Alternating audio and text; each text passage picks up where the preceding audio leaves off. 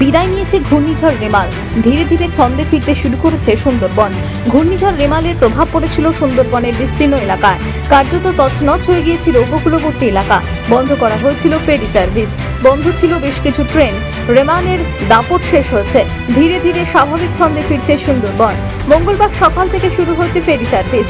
Diamond Harbour, Kakdwip 8 নম্বর সহ সমস্ত ফেরি সার্ভিস চালু হওয়ায় স্বস্তি ফিরেছে ফেরি যাত্রীদের।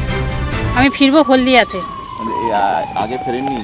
আগে ফিরতে পারিনি বলতে আমি সোনারপুরেই ছিলাম, আমার ওখানে ঘর করছিলাম বলে ওখানেই ছিলাম। এবারে আমার হলদিয়ায় বাড়ি, হলদিয়াতে ফিরতে পারছিলাম না, এই বৃষ্টির কারণে লঞ্চ বন্ধ ছিল। তার জন্য আজকে স্বাভাবিক মানে নদীর পরিস্থিতি আপাতত আমার তো ঠিক লাগছে।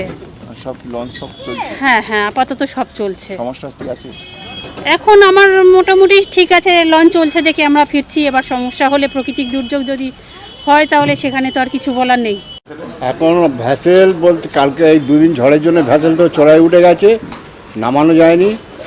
আর আজকে সকাল থেকে লঞ্চ চলছে, পরিষ্কার আছে। 6:40 যেমন চালু হয় তেমন চালু আছে, যানবাহন ঠিক আছে সব। নদীর কি পরিস্থিতি? নদীর পরিস্থিতি এখন পরিষ্কার, একদম পুকুরের মতো। দুদিন ওই ঝড়ের জন্য, ঝড় বৃষ্টি প্রচণ্ড পরিমাণে ছিল, যার জন্য 40 থেকে যেমন চালু হয় তেমন চালু হয়েছে। স্বাভাবিক এখন? স্বাভাবিক, এখন স্বাভাবিক। দক্ষিণ 24 পরগনা থেকে বাবলু প্রামাণিকের রিপোর্ট, টিভি নিউজ 10। সুলভে সঠিক চিকিৎসার একমাত্র প্রতিষ্ঠান বিবেকানন্দ হসপিটাল।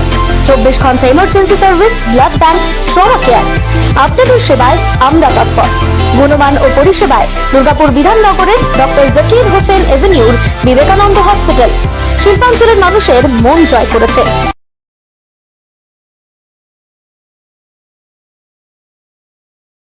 সবার আগে খবরের আপডেট পাওয়ার জন্য সাবস্ক্রাইব করুন আমাদের ইউটিউব চ্যানেল এবং ক্লিক করুন বেল নোটিফিকেশন আইকনে।